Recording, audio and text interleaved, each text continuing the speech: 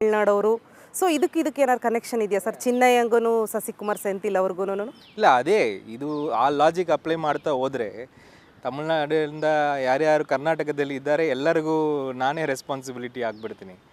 ಇದು ಎಷ್ಟು ಅದಕ್ಕೆ ನಾನು ಚೈಲ್ಡಿಶ್ ಅಂತ ಹೇಳ್ತೀನಿ. ನೀವೊಂದು ವಿಷಯ ಹೇಳ್ತೀರಿ, ಅದಕ್ಕೆ ಏನು ಬೇಸಿಸ್ ಅಂತ ಕೇಳುವಾಗ ಇಂಥ ಲಾಜಿಕ್ ಕೊಟ್ಟರೆ ಇವರು ಹೆಣ್ಣು ನೀವು ಹೆಣ್ಣು, ಅವರು ಗಂಡಸರು ನೀವು ಗಂಡಸರು, ಅವರು ತಮಿಳ್ನಾಡವರು ನೀವು ತಮಿಳ್ನಾಡವರು ಅಂದರೆ ಎಂತ ಅದು ಎಷ್ಟು ಮಗು ಕೊಡುವ ಲಾಜಿಕ್ ಅದು. ದೇಶದಲ್ಲಿ ಸುಮಾರು ಜನ ಅಂದರೆ 1080 ಜನ ಸಂಸದರಿದ್ದಾರೆ. ಸಸಿಕುಮಾರ್ ಸೆಂಥಿಲ್ ಅವರೇ ಹೆಸರೇ ಯಾಕೆ ಬರಬೇಕು? ಅದು ಯಾಕೆ ಬರಬೇಕಂತ ನೀವು ಅವರಿಗೆ ಕೇಳಬೇಕು. ಬಟ್ ನನಗೆ ಗೊತ್ತಿರೋ ಮಟ್ಟಕ್ಕೆ ನಾನು ದಕ್ಷಿಣ ಕನ್ನಡದಲ್ಲಿ ಜಿಲ್ಲಾಧಿಕಾರಿಯಾಗಿದೆ. ಒಂದು ಎರಡನೆಯದು ಜಿಲ್ಲಾಧಿಕಾರಿಯಾಗಿದ್ದು 5 ವರ್ಷ ಆಯಿತು. ಎರಡನೆಯದು ನಾನು ರೈಟ್ ವಿಂಗ್ಗೆ ವಿರುದ್ಧ ಇದ್ದೀನಿ, ರೈಟ್ ವಿಂಗ್ ಪಾಲಿಟಿಕ್ಸ್ಗೆ ವಿರುದ್ಧ ಇದ್ದೀನಿ. ಮೂರನೆಯದು ನನಗೆ ಇದರಲ್ಲಿ ಪೊಲಿಟಿಕಲ್ ದ್ವೇಷ ಕೂಡ ಇದೆಯಾ ಅಂತ ನನಗೆ ಅಭಿಪ್ರಾಯ ಇದೆ. ಯಾಕೆಂದರೆ ಆ ಡೇಯಿಂದ ಒಂದು ಟಾರ್ಗೆಟೆಡ್ ಕೋಆರ್ಡಿನೇಟೆಡ್ ಅಟೆಂಪ್ಟ್ ನಡೀತಾ ಇದೆ.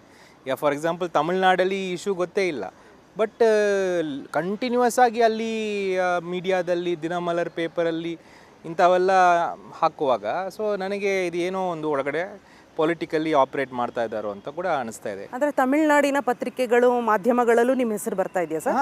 ಈಗ ಇತ್ತೀಚೆಗೆ ಅಂದರೆ 2-3 ಒಂದು ವಾರಕ್ಕೆ ಮುಂಚೆ ಕೂಡ ಬರಲಿಕ್ಕೆ ಶುರುವಾಯಿತು. ಎಲ್ಲದೂ ಅಲ್ಲ, we know what are the right wing ತಮಿಳುನಾಡಿನ ಬಲಪಂಥೀಯರು ಸಹ ನಿಮ್ಮನ್ನು ಟಾರ್ಗೆಟ್ ಮಾಡ್ಕೊಂಡಿದ್ದಾರೆ. ಸಪೋರ್ಟರ್ಸ್ ಅಂತ ಹೇಳ್ತಾರಲ್ಲ ಅಂತ ಕಡೆ ಅಂದರೆ ಒಂದು ಕೋಆರ್ಡಿನೇಟೆಡ್ ಅಟೆಂಪ್ಟ್ ಸೋಷಿಯಲ್ ಮೀಡಿಯಾಲಂತೂ ಒಂದು ಕೋಆರ್ಡಿನೇಟೆಡ್ ಅಟೆಂಪ್ಟ್ ನಡೀತಾ ಇದೆ. ಸೊ ಯಾರೋ ಆಪ್ರೇಟ್ ಮಾಡ್ತಾ ಇದ್ದಾರೆ, ಇದು ಬರೀ ಇದು ಮಾತ್ರ ಅಲ್ಲ. ಸೊ ಏನು ಯಾಕೆ ಅಂತಲ್ಲ ನನಗೆ ಕೂಡ ಗೊತ್ತಿಲ್ಲ. ಬಹುಶಃ ಆ ಕಾನ್ಸ್ಪಿರೆನ್ಸಿಯನ್ನು ಬೇಕಾದರೆ ಇನ್ವೆಸ್ಟಿಗೇಟ್ ಮಾಡ್ಬೋದು. ಅಲ್ಲ, ನೀವು ಒಬ್ಬ ಅಧಿಕಾರಿಯಾಗಿದ್ದವರು ಒಬ್ಬ, ಸೊ ನಿಮಗೆ ಗೊತ್ತಿರುತ್ತೆ ಈ ಕಾನ್ಸ್ಪಿರೆನ್ಸಿಯಿಂದ ಈ ಟಾರ್ಗೆಟ್ ಯಾರು ಮಾಡ್ತಿದ್ದಾರೆ ನಿಮ್ಮನ್ನ ಅಂತ? ನಿಜವಾಗ್ಲೂ ಗೊತ್ತಿಲ್ಲ. ಅಂದರೆ I know right wing political. ಅದೇ ಆ ರೈಟ್ ವಿಂಗಲ್ಲಿ ಯಾರು? ಈಗ ನಾನು ನನ್ನ ರೆಸಿಗ್ನೇಷನಲ್ಲೇ ಬಹಳ ಕ್ಲಿಯರ್ ಆಗಿ BJP ಮತ್ತು ಹಿಂದುತ್ವವನ್ನು ಪ್ರಾಕ್ಟೀಸ್ ಮಾಡುವವರು, ಜನರ ಮೇಲೆ ಎತ್ತು ಕಟ್ಟುವವರು ಅಥವಾ ಬೇರೆ ಮೆಜಾರಿಟೇರಿಯನ್ ಗ್ರೂಪ್ಸ್ ಕೂಡ ನಾನು ಯಾವತ್ತೂ ನನ್ನ ಲೈಫಲ್ಲಿ ಒಪ್ಪೋದಿಲ್ಲ. ಆ ಪಾಲಿಟಿಕ್ಸ್ ನಮ್ಮ ಜನರಿಗೆ ಸರಿ ಇಲ್ಲ ಅಂತ ನಿಲುವೆಯಲ್ಲಿ ನಾನು ಸ್ಟಡಿ ಇದ್ದೀನಿ. ಸೊ ನನ್ನ ರೆಸಿಗ್ನೇಷನ್ ಲೆಟ್ರಿಂದ ನಾನು ಅದು ಆಟೋಮೆಟಿಕ್ ಆಗಿ ನಾನು ಅದೇ ಸ್ಟ್ಯಾಂಡಲ್ಲಿದ್ದೀನಿ. ಸೊ ಆವಾಗಿಂದನೇ I have always a target. ಯಾವಾಗ ನನ್ನನ್ನು ದೇಶದ್ರೋಹಿ ಅಂತಾರೆ, ಅಥವಾ ಅರ್ಬನ್ ನಕ್ಸಲ್ ಅಂತಾರೆ, ಅಥವಾ ಈಗ ಹಿಂದೂ ವಿರೋಧಿ ಅಂತಾರೆ. ಇದೆಲ್ಲ ನಾರ್ಮಲಿ ಅವರು ಹೇಳೋ ವಿಷಯ. ಹಾಗೆ ಈ ವಿಷಯದಲ್ಲಿಯೂ ನನ್ನನ್ನು ಸೇರಿಸಿದ್ದಾರೆ. ಈಗ ಈ ಧರ್ಮಸ್ಥಳ ಕೇಸಲ್ಲಿ ಸೆಂಥಿಲ್ ಅವರ ಹೆಸರು ಯಾಕೆ ಬಂತು? ಯಾರು ಈ ಹೆಸರನ್ನ ಮುನ್ನೆಲೆಗೆ ತಂದವರು ಯಾರು? ಅದ್ರ ಬಗ್ಗೆ ನಿಮ್ಗೆ ಏನಾದರೂ ಗೊತ್ತಿದೆಯಾ? ಯಾರೋ ನಿಮ್ಮ ಹಿಂದೆನೂ ಯಾರೋ ಷಡ್ಯಂತ್ರ ಮಾಡಿರ್ಬೋದಲ್ವಾ, ಮತ್ತೆ ನಿಮ್ಮ ಹೆಸರು ಹೆಂಗ್ ಬಂತು? ಯಾರು ಅದ್ರ ಹಿಂದೆ? ನನಗೆ ಅದು ಪೊಲಿಟಿಕಲಿ ಮೋಟಿವೇಟೆಡ್ ಅಂತಾನೆ. ಯಾರು ಪೊಲಿಟಿಕಲ್ ಅಂದರೆ ಕರ್ನಾಟಕದ ರಾಜಕಾರಣಿಗಳ ಅಥವಾ ತಮಿಳ್ನಾಡು ರಾಜಕಾರಣಿಗಳ? ಅಂದರೆ ಈ ಅಫ್ಕೋರ್ಸ್ ಇನ್ವೆಸ್ಟಿಗೇಷನ್ ನೀವು ಮಾಡಿದರೆ ನನ್ನ ಹೆಸರು ಅಲ್ಲಿ ಎಲ್ಲಿನೂ ಬರಲ್ಲ. ಇದಕ್ಕೋಸ್ಕರ ನಾನು ಸ್ಪೆಸಿಫಿಕ್ ಆಗಿ ನಾನು ಇನ್ವೆಸ್ಟಿಗೇಷನ್. ಅದೇ ನೀವು ಮಾಡಿದ್ರ ನನ್ನ ಹೆಸರು ಯಾರಪ್ಪ ತಂದ್ರು ಹೀಗೆ ಅಂತ ಏನಾದ್ರು ನೀವು ಇನ್ವೆಸ್ಟಿಗೇಟ್ ನಾನೀಗ ಕೋರ್ಟಲ್ಲಿ ಕ್ರಿಮಿನಲ್ ಕಂಪ್ಲೇಂಟ್ ಮಾಡಿದ್ದೀನಿ. ಈಗ ನನ್ನ ಹೆಸರು ಬಹಳ ಬ್ಲೇಟೆಂಟ್ ಆಗಿ ತಗೊಂಡಿರೋರು ನನಗೆ ಗೊತ್ತು. ಅವರ ಹೆಸರಲ್ಲಿ ನಾನೊಂದು ಕಂಪ್ಲೇಂಟ್ ಮಾಡಿದ್ದೀನಿ. ಬುರುಡೆನ ತಗೊಂಡ್ಬಂದು ಡೆಲ್ಲಿಯ ಸೆಂಥಿಲ್ ಅವ್ರ ಮನೆಗೆ ತಂದಿದ್ರು. ಡೆಲ್ಲಿಯ ಸೆಂಥಿಲ್ ಅವ್ರ ಮನೆಯಲ್ಲೇ ಈ ಬುರುಡೆ ಗ್ಯಾಂಗ್ ಮೀಟಿಂಗ್ ಮಾಡಿ ಎಲ್ಲ ಪ್ಲಾನ್ ಮಾಡ್ತು ಅನ್ನೋ. ಬುರುಡೆ ತಗೊಂಡು ಡೆಲ್ಲಿ ನಮ್ಮ ಮನೆಗೆ ಬಂದ. ನಾನು ಹೇಳಿದೆ ಮೊದಲಿಗೆ ನನಗೆ ಡೆಲ್ಲಿಯಲ್ಲಿ ಮನೆಯೇ ಇಲ್ಲ. ಅಟ್ಲೀಸ್ಟ್ ಈ ಫ್ಯಾಕ್ಟ್ ರಿಸರ್ಚ್ ಮಾಡಿರಬೇಕಲ್ಲ. ನನ್ನ ಮೇಲೆ ಒಂದು ಸುಳ್ಳು ಹೇಳೋಕ್ಕೆ ಮುಂಚೆ ಇವ್ರ ಹತ್ರ ಡೆಲ್ಲಿಯಲ್ಲಿ ಮನೆ ಇದೆಯಾ ಇಲ್ವಾ ಅಂತ ನೋಡಿರಬೇಕು. ಡೆಲ್ಲಿಯಲ್ಲಿ ಮುಂಚೆ ನಮ್ಮ ಮನೆಯೇ ಇಲ್ಲ. ನಾನು ಒಂದು ದಿವಸ ಒಂದು ತಮಿಳ್ನಾಡು ಹೌಸಲ್ಲಿ ಒಂದು ರೂಮಲ್ಲಿ ಇರ್ತೀನಿ, ಇನ್ನೊಂದು ದಿವಸ ಇನ್ನೊಂದು ರೂಮಲ್ಲಿ ಇರ್ತೀವಿ. ಆ್ಯಂಡ್ ಎರಡನೇದು ಈ ಬುರುಡೆ ಗ್ಯಾಂಗ್ ಬುರುಡೆ ತಗೊಂಡು ಬಂದು MP ಹತ್ರ ಕೊಟ್ಟು ಅವರನ್ನು ಅದು ಯಾಕೆ ನನ್ನ ಹತ್ರ ಕೊಡಬೇಕು? ಸೆಂಥಿಲ್ ಅವರು ಈ ಟೀಮ್ ಲಿಂಕ್ ಇದೆ, ಅವರೇ ಇದರ ಸೂತ್ರಧಾರಿ, ಅವರೇ ಮಾಡಿದ ಪ್ಲಾನ್ ಅಂತ ನಿಮ್ಮ ಹೆಸರು ಹೆಂಗ್ ಬರಕ್ ಸಾಧ್ಯ? ಬಹಳ ಟೈಮಿಂದನೇ ನಿಮ್ಮ ಹೆಸರು ಯಾಕೆ ತಂದ್ರು? ಯಾರು ತಂದಿರಬಹುದು? I have asked the person who has taken my name. ಯಾರು? ಈಗ ನಮ್ಮ ಜನಾರ್ದನ್ ರೆಡ್ಡಿ ಅವರು ನನ್ನ ಹೆಸರು ತಗೊಂಡಿದ್ದಾರೆ. ನಿಮಗೂ ಜನಾರ್ದನ್ ರೆಡ್ಡಿ ಅವರಿಗೆ ಏನು ಸಂಬಂಧ? ಏನು ಅದು ಒಂದು ಹಳೆಯ ಸಂಬಂಧ ಇರಬಹುದು. ಅವರು ಬಹುಶಃ ಅದನ್ನು ಮನಸ್ಸಲ್ಲಿ ಇಟ್ಕೊಂಡಿದ್ದಾರೆ, ಗೊತ್ತಿಲ್ಲ. ನಾನು 2011 5ನೇ ಸೆಪ್ಟೆಂಬರ್ ನಾನು ಸರ್ವಿಸ್ಗೆ AC ಆಗಿ ಜಾಯಿನ್ ಮಾಡ್ತಾ ಇದ್ದೀನಿ. ಆವತ್ತು ದಿವಸ ಜನಾರ್ದನ್ ರೆಡ್ಡಿಯನ್ನು CBI ಅರೆಸ್ಟ್ ಮಾಡಿದೆ. ಆ ಟೈಮಿಗೆ Bellary brothers, republic of Bellary ಇದೆಲ್ಲ ಬಹಳ ದೊಡ್ಡ ವಿಷಯ ಕರ್ನಾಟಕದಲ್ಲಿ. ಸಾವಿರಾರು ಕೋಟಿ ನಮ್ಮ ಮೈನಿಂಗ್ ಸಂಪತ್ತನ್ನು, ಮಿನರಲ್ ಸಂಪತ್ತನ್ನು ಲೂಟಿ ಹೊಡೆದಿರುವ ಪ್ರಕರಣ ಅದು. ಅವರನ್ನು ಅರೆಸ್ಟ್ ಮಾಡಿದ ಮೇಲೆ ಇನ್ವೆಸ್ಟಿಗೇಷನ್ ನಡೀತಾ ಇದೆ. ಸುಪ್ರೀಂ ಕೋರ್ಟಿನ CEC ಮತ್ತು CBI ಇಬ್ಬರೂ ತನಿಖೆ ಮಾಡ್ತಾ ಇದ್ದಾರೆ. I am the assistant commissioner they.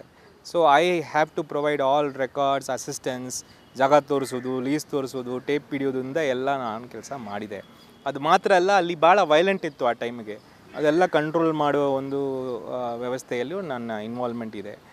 ಇದೆಲ್ಲ ಇಟ್ಕೊಂಡು ಅವ್ರ ಮನಸ್ಸಲ್ಲಿ ಇಟ್ಕೊಂಡು ಈಗ ನನ್ನ ಹೆಸರು ತಂದಿದ್ದಾರಾ ಅಥವಾ ಅವ್ರು ಯಾರು ಹೇಳಿಕೊಟ್ಟಿದ್ದಾರಾ, ಇದು ಅವರೇ ಉತ್ತರ ಕೊಡಬೇಕು. ಅವ್ರು ಹೇಳಿದ್ದಾರೆ, ನನ್ನ ಹತ್ರ ದಾಖಲೆ ಇದೆ, ಸೆಂಥಿಲ್ ಅವರು ಈ ಬುರುಡೆ ಗ್ಯಾಂಗ್ ಜೊತೆ ಪ್ಲಾನ್ ಮಾಡಿರೋದಕ್ಕೆ ನನ್ನ ಹತ್ರ ದಾಖಲೆ ಇದೆ, ನಾನು ಚಾಲೆಂಜ್ ಮಾಡಿ ಹೇಳ್ತೀನಿ, ಅವ್ರ ಹತ್ರ ಯಾವ ದಾಖಲೆ ಇಲ್ಲ.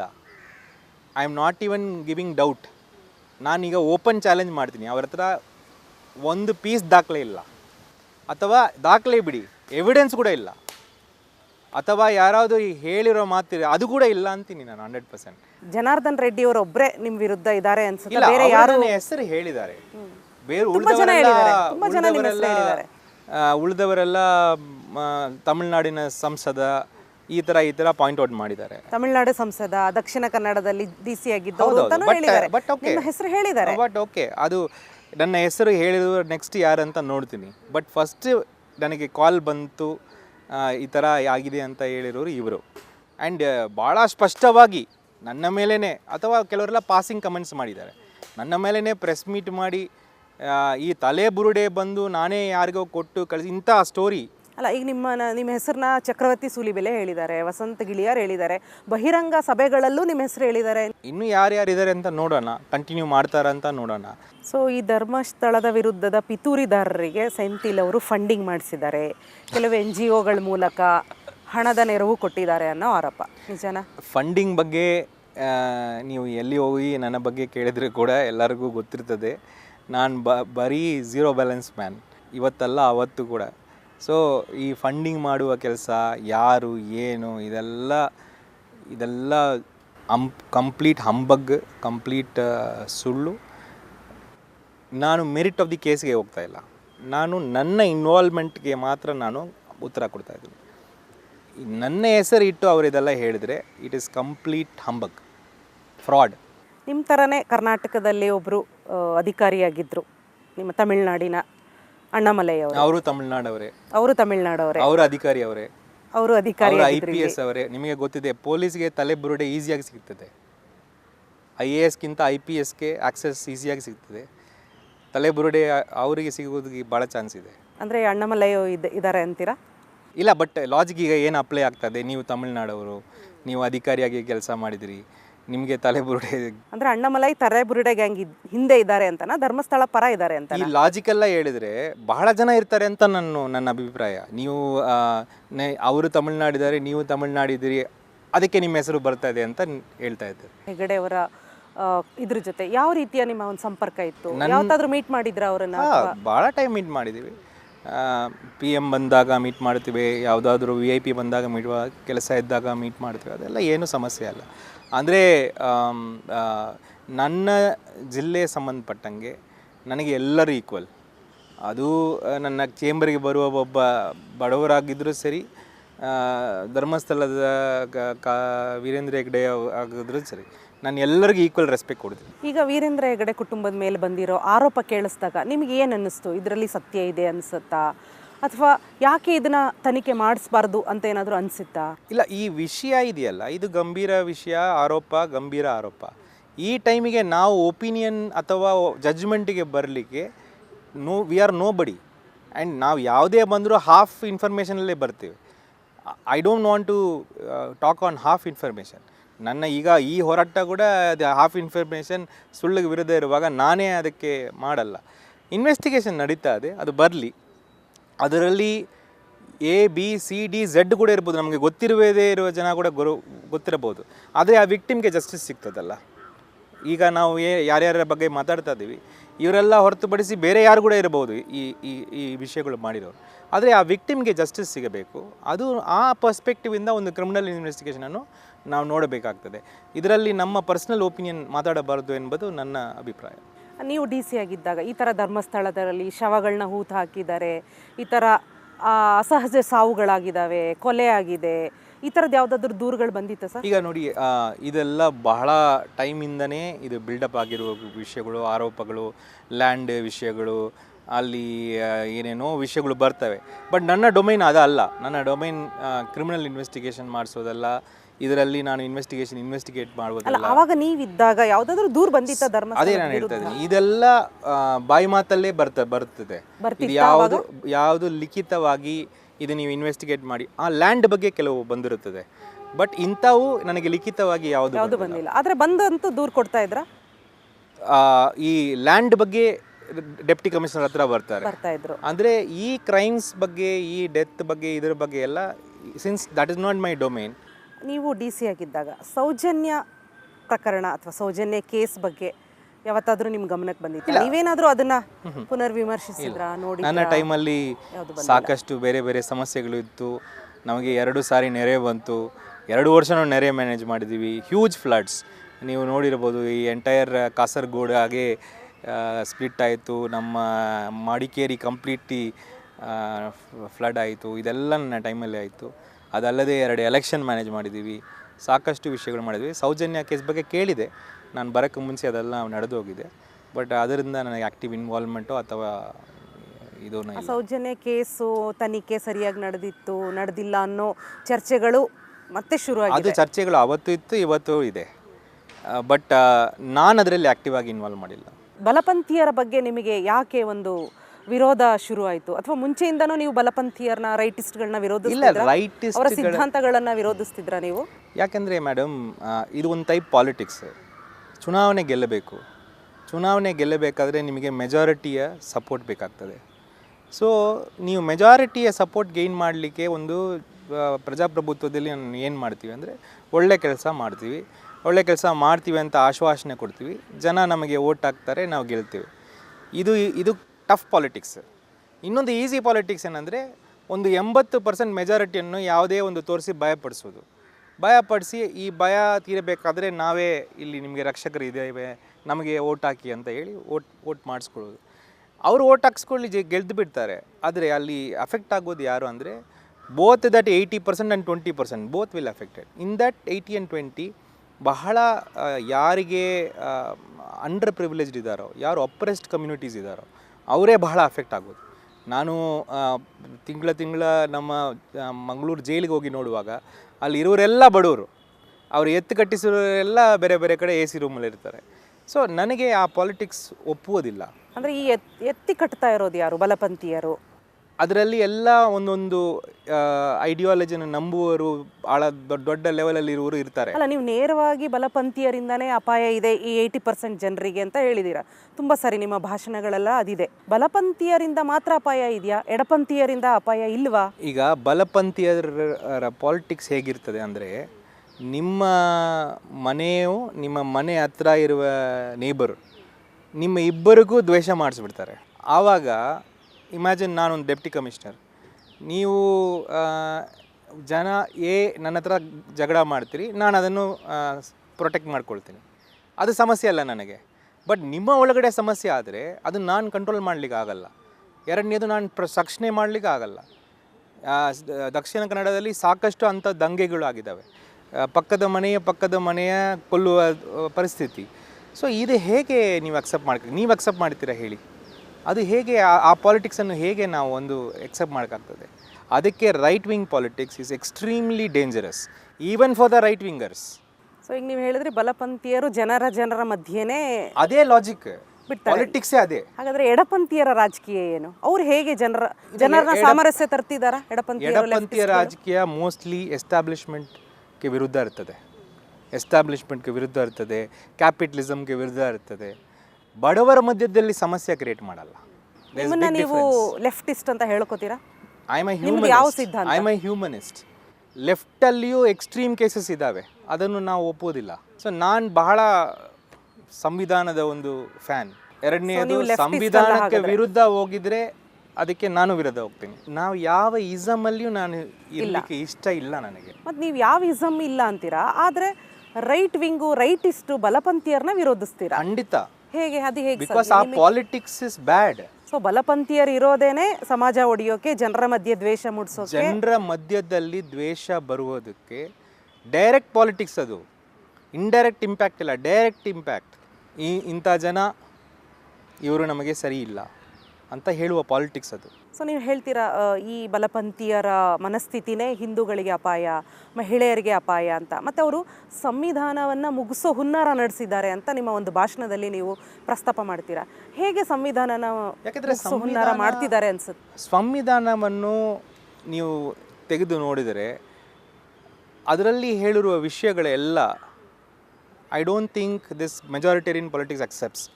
ಸಂವಿಧಾನ directly opposite to that right wing idea. Okay, ಸಂವಿಧಾನದಲ್ಲಿ ಯಾವತ್ತೂ ಈ ದ್ವೇಷ ಒಪ್ಪಿಸೋದು, ನಮ್ಮ ದೇಶ ನಮ್ಮದೇ, ನಾವೇ ಈ ಧರ್ಮನೇ ಜಾಸ್ತಿ, ಈ ಧರ್ಮನೇ ಮೆಜಾರಿಟಿ ಅಂತ ಮಾತು ಹೇಳೋದಿಲ್ಲ. ಸಂವಿಧಾನವನ್ನು ಆ ಟೈಮಿಗೆ ಕೂಡ ಇವರು ಅಕ್ಸೆಪ್ಟ್ ಮಾಡಿಲ್ಲ ಅಂತ ನನ್ನ ಅಭಿಪ್ರಾಯ. ಅಂದರೆ ನಮ್ಮ ಸ್ವತಂತ್ರ ನಡೆಯುವಾಗ ಕೂಡ, ಹೋರಾಟ ನಡೆಯುವಾಗ ಕೂಡ ಇವರು ಅಕ್ಸೆಪ್ಟ್ ಮಾಡಿಲ್ಲ. ಆ ಸಂವಿಧಾನವನ್ನು ಅಕ್ಸೆಪ್ಟ್ ಮಾಡದೇ ಇರುವ ಜನನೇ ಈಗ ನಾನು ಹೇಳಿರುವ ಆ AC ರೂಮಲ್ಲಿ ಕೂತ್ಕೊಂಡು ಜನರಿಗೆ ಎತ್ಕಟ್ಟೋರು. ಆದರೆ ಜನ ಆ ಪಾಲಿಟಿಕ್ಸ್ಗೆ ಭಯ ಬಿದ್ದು ಬೀಳ್ತಾರೆ. ಅಲ್ಲಲ್ಲ, ನೀವು ಹೇಳ್ತೀರಾ ಸಂವಿಧಾನ ಮುಗಿಸೋ ಹುನ್ನಾರ ನಡೆಸಿದ್ದಾರೆ ಈ ಬಲಪಂಥೀಯರು ಅಂತ. ಸಂವಿಧಾನ ಮಾಡಿಸೋ ಹುನ್ನಾರ ಅಂದರೆ ಅವರು ನಡೆಸ್ಬೋದು, ನಡೆಸದೇ ಇರ್ಬೋದು, ಆದರೆ ಅವರು ಒಪ್ಪಲ್ಲ. ಸಂವಿಧಾನ ಒಪ್ಪಲ್ಲ. ಅದಕ್ಕೆ ಒಂದೊಂದಾಗಿ ಚೇಂಜ್ ಮಾಡ್ತಾ ಹೋಗಬೇಕು. One India, one nation. ಅಂದರೆ ಬಲಪಂಥೀಯರಿಂದ, ಕರ್ನಾಟಕದ ಬಲಪಂಥೀಯರಿಂದ ಕರ್ನಾಟಕಕ್ಕೆ ಅಪಾಯ ಇದೆ ಅಂತೀರಾ? ಜನರಿಗೆ ಅಪಾಯ ಅಂತ ಹೇಳ್ತೀನಿ. ಕರ್ನಾಟಕದ ಜನರಿಗೆ ಅಪಾಯ ಅಂದರೆ ಮನುಷ್ಯರಿಗೆ ಅಪಾಯ. ಬಿಕಾಸ್ ಇದು ಹಿಸ್ಟ್ರಿಯನ್ನು ತೆಗೆದು ನೋಡಿ. ಈ ರೈಟ್ ವಿಂಗ್ ಥಿಂಕಿಂಗ್ ಇವತ್ತು ಬಂದಿಲ್ಲ, ಬಹಳ ಹಿಂದೆ ಎಲ್ಲ ಬಂದಿದೆ.